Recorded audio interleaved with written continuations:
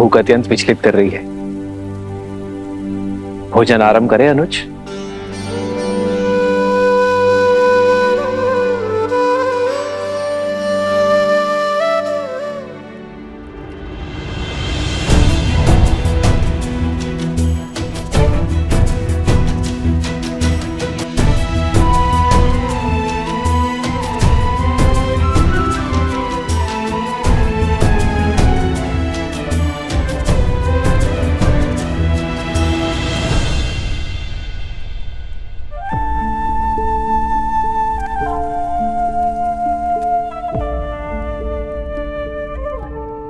भरत, यदि मन से चिंता ना उतरे तो गले से भोजन का ग्रास भी नीचे नहीं उतरता। अपने मन को हल्का कर दो भरत, और जो सोच तुम्हें विचलित कर रही है वो मुझसे कहो। क्या कहूं भैया मैं? ये कहूं कि मैं कितना अभागा हूं, ये कहूं कि मुझे आपकी सेवा का वो अवसर कभी नहीं मिला जो सदैव लक्ष्मण को मिला। ये कहूं कि संकट में सदैव वो आपके साथ रहा, मैं नहीं। मैं तो सदैव संकट का कारक बन जाता हूं भैया। भैया, जब आपको वन में गमन करना पड़ा तो मुझे ही उसका दोषी माना गया। जब मैं आपकी चरण पादुकाएं ले आया तो संसार ने मुझ पर यह कहकर लांछन लगाया कि देखो, मैं अपने भाई की पादुकाएं इसीलिए ले आया ताकि अपने भाई को वन में नंगे पग घुमा सकूं।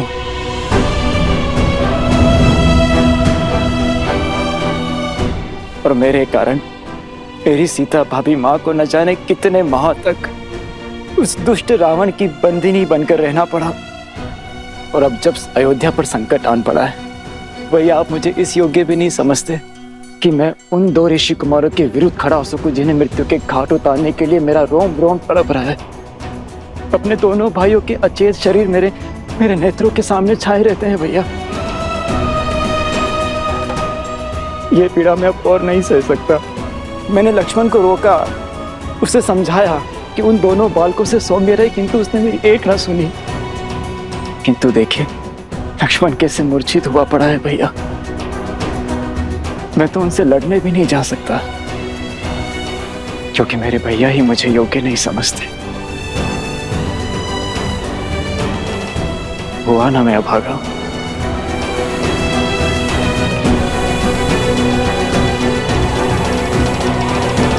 आपने हमें असुरी शक्ति से बचाया, इतना घोर अपराध करने से रोका। हम आपका आभार व्यक्त करना चाहते हैं। कृपया यहाँ कुछ दिन रुककर हमें सेवा का अवसर दें। हाँ हाँ देवी, कुछ समय तो रुकिए, हम आपको कहीं जाने नहीं देंगे। आपको हमारी विनती स्वीकारनी ही होगी। कुश, अश्व और हनुमान जी का क्या? हम उन्हें और अकेला नहीं छोड़ सकते हैं। हाँ हाँ, रुक जाइए देवी, कृपया हमारे लिए रुक जाइए। पर आश्रम का क्या होगा? सब लोग हमारी प्रतीक्षा कर रहे होंगे। हमें शीघ्र आश्रम जाना चाहिए। हाँ हाँ, आश्रम में भगवान वाल्मीकि हैं ही नहीं। सारे आश्रमवासी कितना चिंतित हो रहे होंगे। आश्रम जाना ही उचित होगा।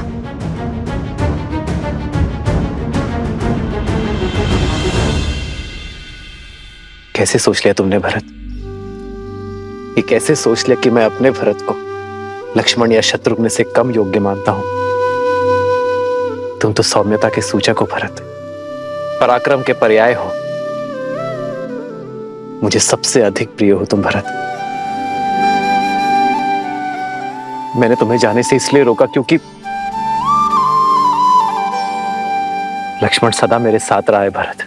मैंने उसे सदा ही घायल होते हुए, मृत्यु के मुख में जाते हुए देखा है। अत्यंत दुख हुआ मुझे, किंतु मैंने हर बार अपने आप को संभाला है भरत। इस बार पुनः लक्ष्मण घायल है और शत्रुघ्न भी। मैं इस विपदा को सह नहीं पा रहा हूं भरत। और इस बीच यदि तुम्हें कुछ हो गया मेरे भाई, तो भैया पुण्य के प्रतीक श्री राम से पाप कैसे हो सकता है? किंतु आप स्वयं को मेरे स्थान पर रख के देखिए। स्वयं या महल में सुरक्षित रह के आपको युद्ध भूमि में जाते हुए देख क्या मैं स्वयं से कभी दृष्टि मिला पाऊंगा? लक्ष्मण और शत्रुघ्न के नेत्रों में नेत्र डाल पाऊंगा? वेद के उपचार से वे दोनों शीघ्र ही सकुशल हो जाएंगे। किंतु क्या आप ऐसा चाहते हैं कि आपके भाई की आंखें उन दोनों के सामने सदैव झुकी रहे? जिन अयोध्या वासियों ने गंगा सी पावन मेरी सीता भाभी मां पर बिना किसी दोष इतने लांछन लगाए, क्या वे लोग मुझे क्षमा कर पाएंगे? क्या वे लोग ये नहीं कहेंगे कि देखो, दो भाई तो अपने बड़े भाई के साथ कंधे से कंधा मिला करके लड़े, किंतु भरत अपने हाथ पर हाथ रखकर बैठा रहा, वो कुछ न कर सका। मेरे 14 वर्षों की तपस्या पर कालिख लग जाएगी भैया। और भरत संसार में फिर से वही भरत बन जाएगा जो अपने भाइयों की दुर्दशा देखना चाहता है। और तब क्या कहेंगे आप भैया? क्या मेरे मान पर आप ये वार सह पाएंगे?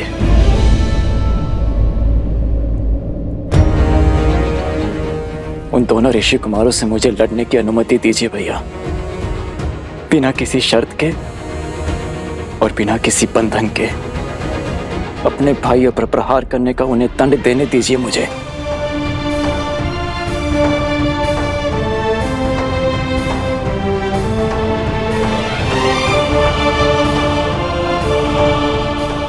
जाओ भरत, बिना किसी शर्त के, बिना किसी बंधन के जाओ, और जो उचित लगे वही निर्णय लो। चाहे अब उन दो बालकों को जो दंड देना पड़े दो, और अयोध्या का अश्वमेध यज्ञ पूर्ण करवाओ।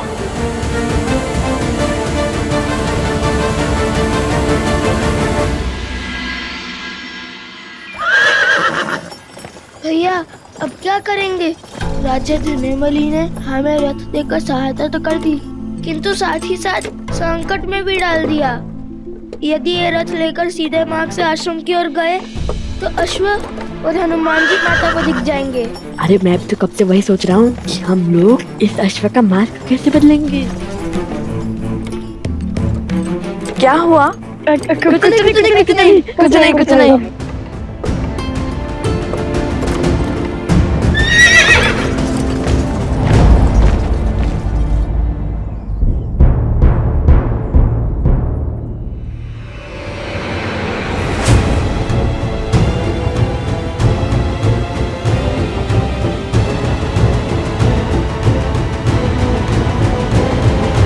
श्री रामचंद्र की, श्री रामचंद्र की, राजनुज भरत की, राजनुज भरत की।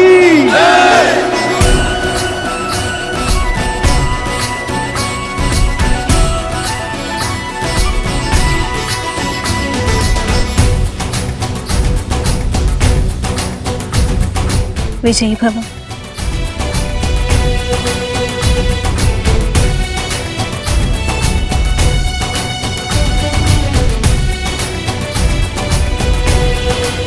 कई बार सत्य हमारे नेत्रों के समक्ष होता है भरत, किंतु भावों में बहकर हम उसे देख नहीं पाते। ये भूल हम सबके साथ होती है भरत। अपने भावों पर नियंत्रण रखना भरत। शीघ्र ही लौटो। जो आज्ञा भैया।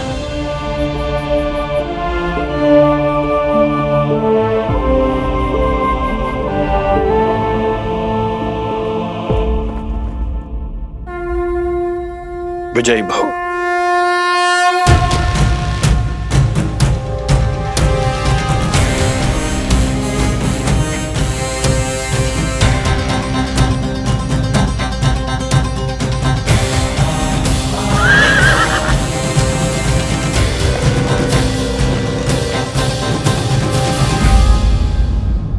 कौन है वहाँ?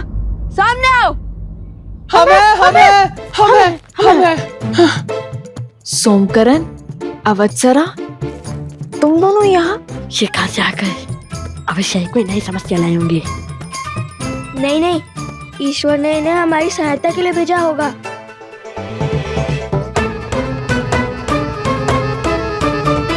सोमकरण, अवत्सरा, क्या कर रहे हो तुम दोनों यहाँ?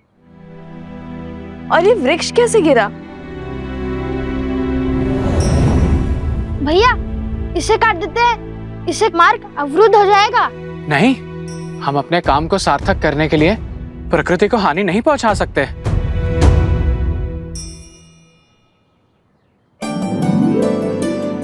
वो देखो, वो वृक्ष पूरी तरह सूख चुका है, कभी भी गिर सकता है। आओ। सोमकरण, उत्तर दो। वो वन देवी, वो एक वृषभ उत्पाती हुआ बैठा था। देखिए कैसा उत्पात मचाया उसने। हम तो यहाँ यात्रियों को सावधान करने खड़े हैं कि वो कोई अन्य मार्ग अपना ले, है ना भ्राता? हाँ वन देवी, आप कोई दूसरा मार्ग ले लीजिए। ओहो, एक संकट से निपटे तो दूसरा संकट आ पड़ा। चलो कोई बात नहीं, हमें अपना कर्तव्य निभाना ही होगा। माता, आप लव भैया के साथ दूसरे मार्ग से आश्रम जाइए। मैं इन दोनों के साथ इस वृक्ष और इस वृषभ को संभालते हैं। न जाने अब किसे घायल करना चला होगा। किंतु तुम? माता उचित तो कह रहा है वो। चलिए हम इस ओर से चलते हैं। अरे ये मार्ग बहुत लंबा है, हम तनिक देर यहीं रुक जाते हैं। जब ये वृक्ष हटेगा तब हम इसी ओर से आगे बढ़ेंगे। देखिए माता, कितनी लंबी यात्रा करके हम यहाँ आए हैं, और त्रिपुरा सुंदरी मंदिर में जो कुछ भी हमारे साथ हुआ, उसके बाद आप बहुत थक गई होंगी। अब हम आपको पुनः संकट में नहीं डाल सकते। यदि उस वृषभ ने आक्रमण कर दिया तो?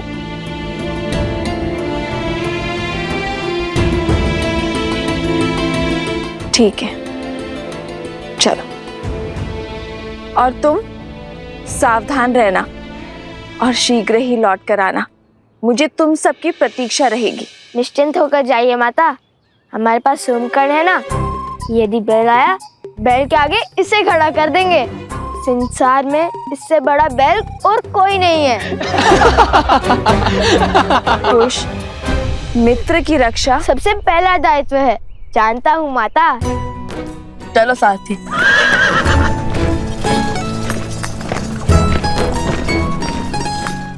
अद्भुत, आज तो बचा लिया आप दोनों ने। बहुत घोर अपराध हुआ है लवकुश से। जाने ही पाप कैसा दंड लेकर आएगा गुरुदेव।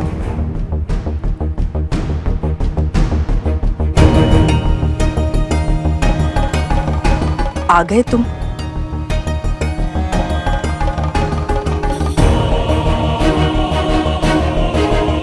कुश, तुमने और लव ने इतना बड़ा अपराध क्यों किया?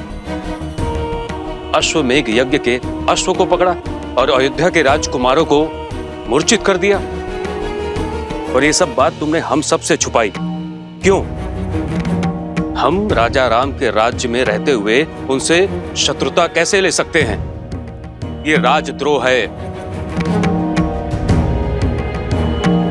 हमने भगवान वाल्मीकि जी को संदेश भेज दिया है। जैसे ही तुम्हारी माता श्री आएंगी, हम उनसे बात कर अश्व छुड़वा देंगे। हाँ, और तीव्र चलाइए सारथी। हम भगवान वाल्मीकि जी के शिष्य हैं, और उन भगवान वाल्मीकि जी ने हमें सदा सत्य के मार्ग पर चलना सिखाया है, अपने कर्म को निडर होकर करना सिखाया है। अब आप भी बताइए, जिन राजा राम को हम पूछते हैं, उन्हीं राजा राम ने अपनी पत्नी के त्याग का महापाप कर दिया। जिनके लिए राजा राम ने राम सेतु बनाया, लंकापति का अंत किया, जिनके साथ की लालसा में माता सीता ने स्वयं अग्नि परीक्षा दी, उन्हीं माता सीता को स्वयं से दूर कर दिया। क्यों? ये प्रश्न हमें विचलित कर रहे थे।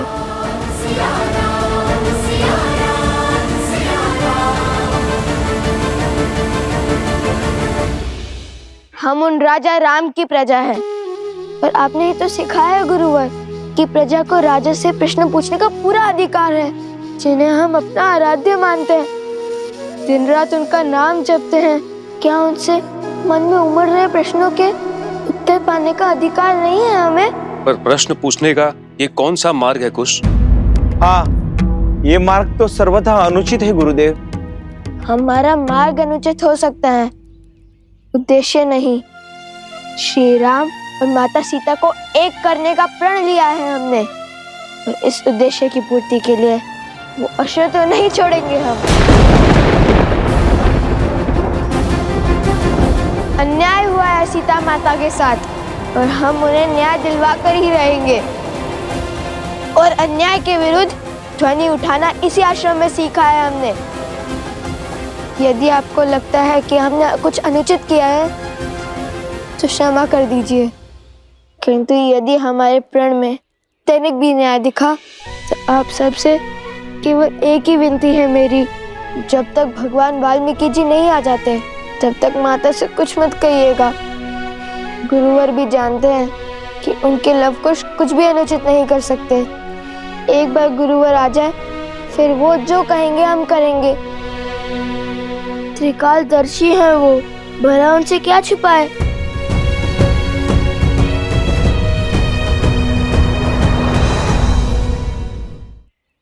नहीं ऋषिवर, ये बालक अभी नादान है। उद्देश्य कितना भी उचित है, उसका मार्ग इतना अनुचित नहीं हो सकता। आपका निर्णय उचित है गुरुवर।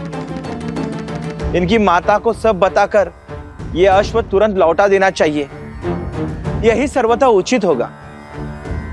हमें श्री राम से प्रश्न पूछने का अधिकार है, इसमें भला क्या अनुचित। मान जाइए ना ऋषिवर, भगवान वाल्मीकि जी की आने की प्रतीक्षा कर लेते हैं। माता को कुछ मत कहिएगा ऋषिवर। कुश,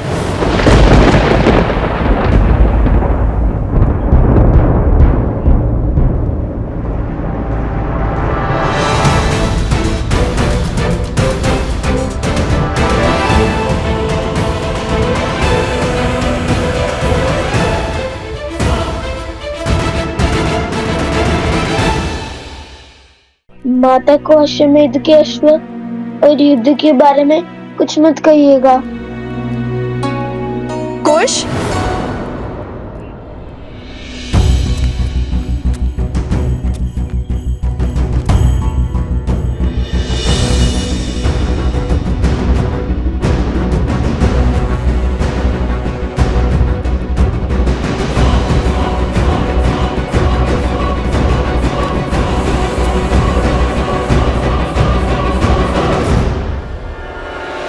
कुश, बोलो।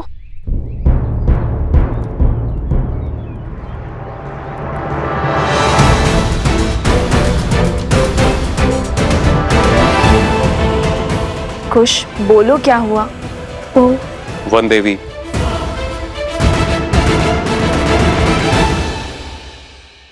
हम भगवान वाल्मीकि जी के चित्रकूट से लौटने की चर्चा कर रहे थे।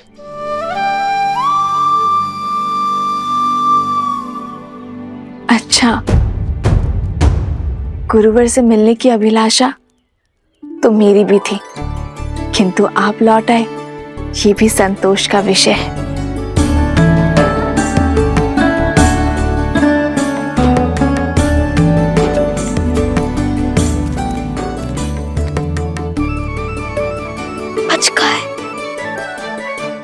वैसे कुश, तुम इतने शीघ्र कैसे पहुंचे?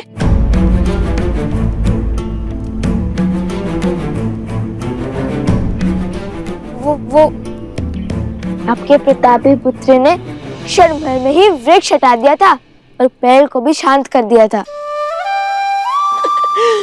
अब सब ठीक है ना सोम? हाँ बिल्कुल, है ना गुरु? हाँ, कुछ ने यूं हल कर दिया हर संकट को। अच्छा, तो हम यूं ही इतने लंबे मार्ग से आए। मार्ग लंबा हो या छोटा, थकाता तो है ही माता। चलिए ना, बहुत भूख लगी है, चलिए ना, कुछ खिलाइए ना। हाँ, भूख तो मुझे भी लगी है, चलिए ना। चलो।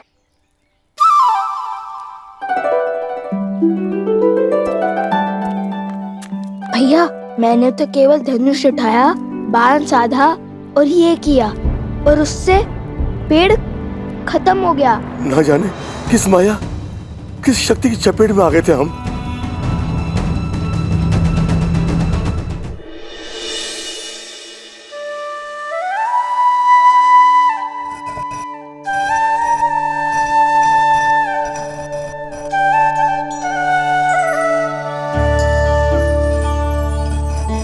आश्रम वासियों से वचन तो ले लिया कि गुरुवार के आने तक कोई भी माता को सत्य नहीं बताएगा, किंतु अभी भी समस्या है। हनुमान जी का क्या करेंगे?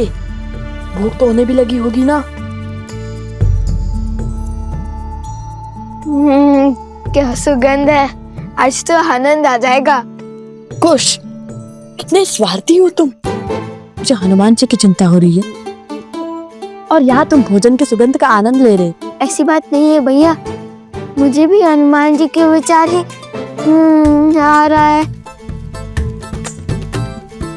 भैया, ये सुगंध तो सोचने की क्षमता का मार्ग था। ऐसा चलिए।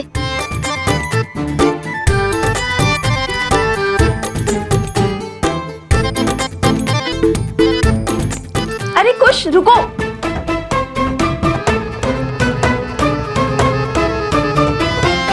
माता, और रुकने के लिए मत कहिए, बहुत भूख लगी है। आज आपको ढेर सारा स्वादिष्ट खाना बनाना पड़ेगा, इसलिए हमने सोचा आपकी सहायता कर दे। मेरी मदद करने के फेर में मेरा कार्य मत बढ़ाओ। धुले हुए चावल में जल डाल के जल व्यर्थ कर दिया ना तुमने। कोई बात नहीं माता, भ्राताश्री है ना, वो और जल ले आएंगे, है ना? वैसे एक बात बताओ, आज इतने अधिक पकवान की क्या आवश्यकता है तुम्हें? माता, तन की थकान और पेट की भूख बढ़ा देता है माता। और सोचा सोम को भी आपके हाथ का बना स्वादिष्ट भोजन खिला देंगे। उसने इतनी सहायता जो की है हमारी। तो बताओ, क्या बनाऊं मैं?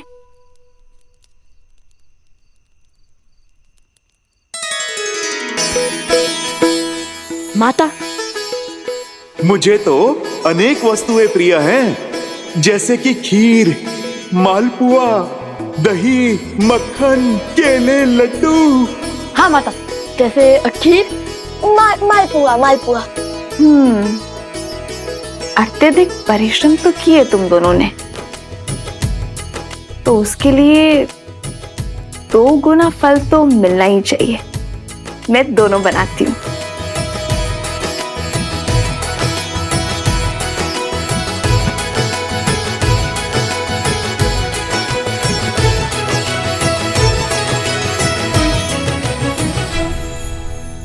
ये लीजिए माता, सामग्री। माता, तनी के तुलसी भी डाल दीजिए, उन्हें बहुत भाती है। तुलसी?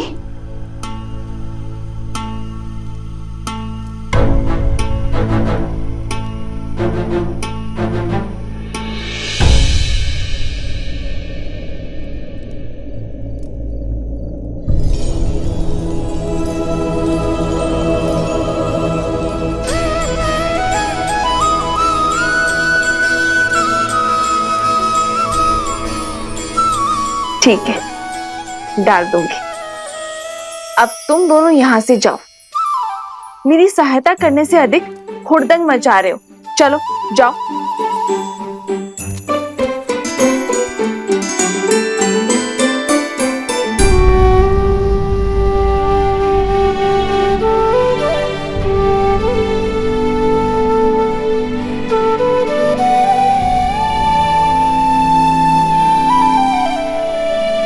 मुझे क्षमा कर दो लक्ष्मण, मैंने तुम्हें रोककर अनर्थ कर दिया।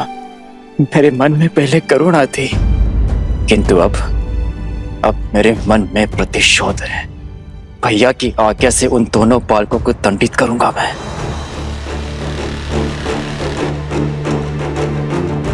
सूर्य की पहली किरण के साथ हम प्रस्थान करेंगे।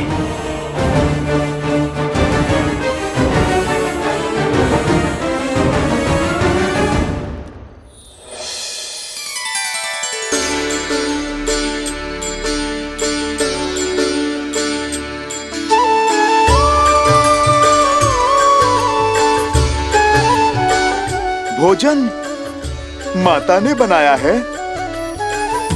बहुत स्वादिष्ट है ना। सोमकर्ण को छका कर आए हैं। वो क्या है ना, उसी के नाम से तो हमने माता से इतना सब कुछ बनवाया है। वैसे हम असत्य नहीं बोलते, किंतु बंदी को भूखा भी तो नहीं रख सकते ना। कोटि कोटि धन्यवाद, किंतु एक दुविधा है, इसे मैं खाऊंगा कैसे?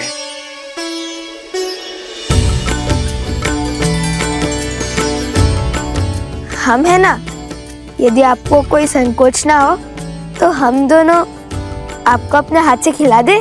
संकोच नहीं, मेरे जीवन का सबसे बड़ा संयोग है ये।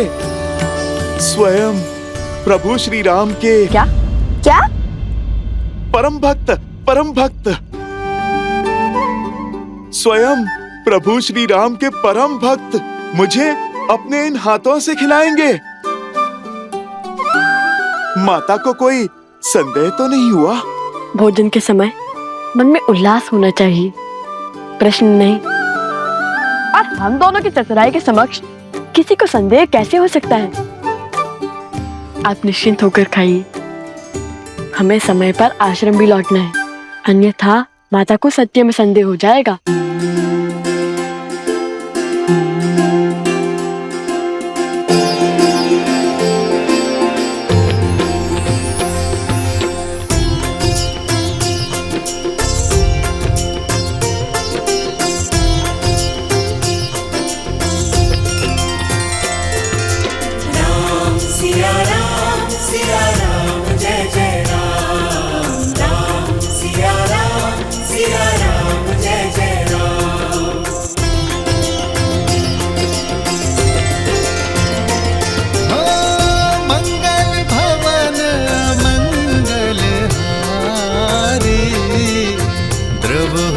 दशरथ अजर बिहारी। सीताराम चरित अति पावन, मधुर सरस अरु अति मन भावन।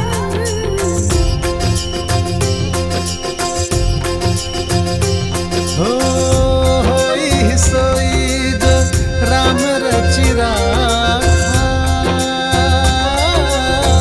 को करी तरत बढ़ावे साखा।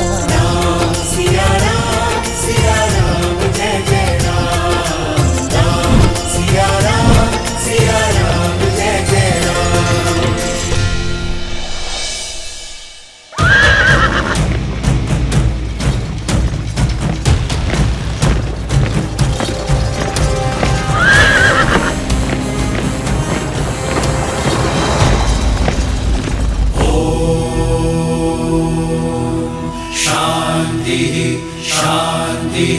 शांति। ओम सूर्याय नमः।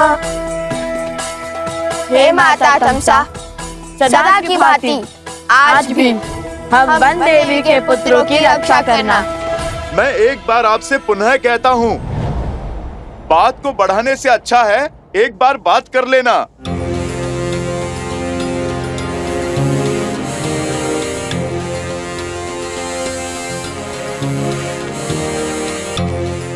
बातचीत से हर समस्या का समाधान संभव है।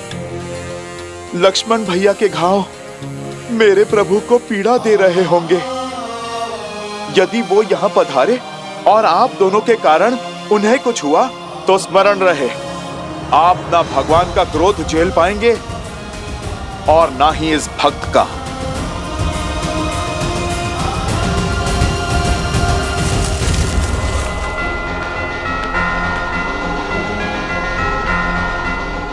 इस संसार का कोई संकट नहीं जो शब्दों से ना सुलझ सके।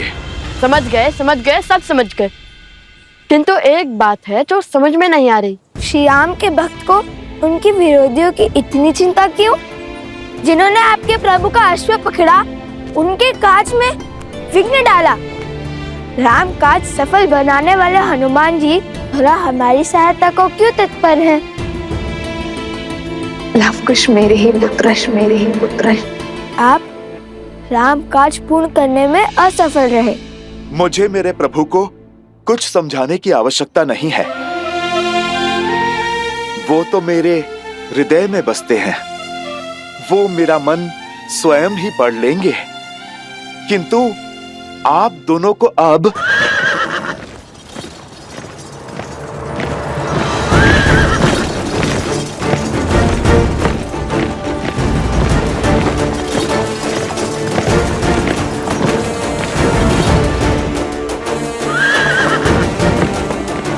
भरत भैया,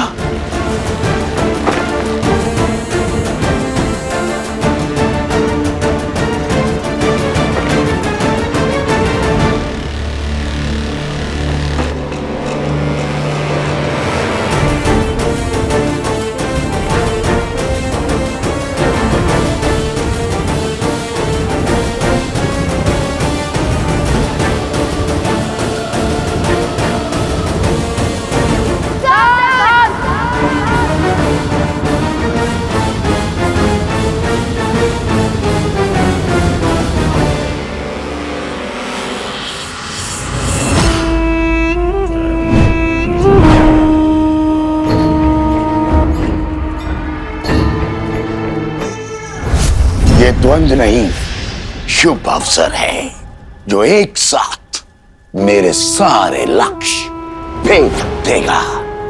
सारे लक्ष्य?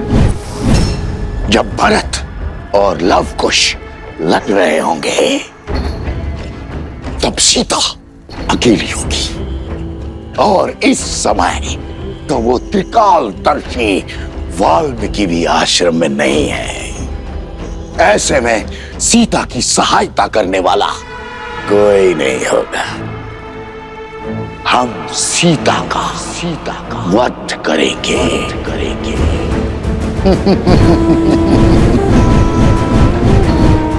मेरा मन जानता है कि कल मुझ पर प्रहार करने वाला असुर साधारण नहीं थे, किंतु मुझे मारने की योजना कौन बना रहा है? मेरी मृत्यु से किसका लाभ होगा? अरे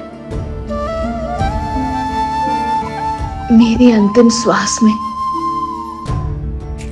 किसका हित छुपा है? ओ गुरुदेव, अनर्थ हो गया गुरुदेव, गुरुदेव।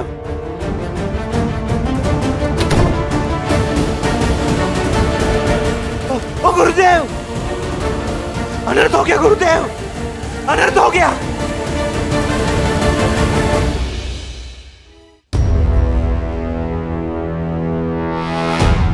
हनुमान जी, मैं मान ही नहीं सकता कि संसार का कोई भी बल आपको बांध सकता है, परंतु आप इस अवस्था में, अर्थात आप इन दोनों बालकों की मीठी बातों में आ गए।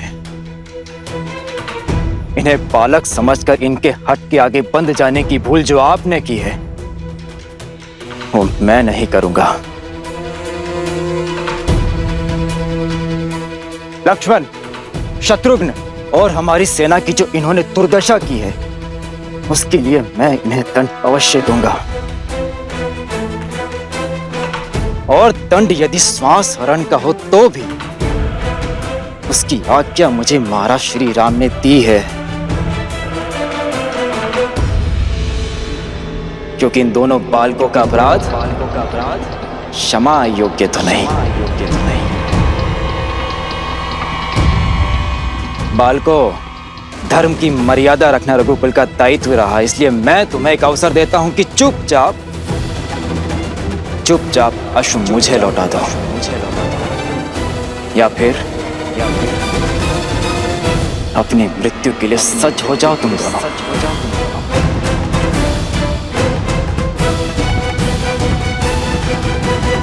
अच्छा हुआ कि आप हमें बालक नहीं योद्धा समझते हैं, क्योंकि अबोध बालक ना तो प्रभु श्री राम से प्रश्न पूछने का साहस रखते हैं और ना ही सामर्थ्य।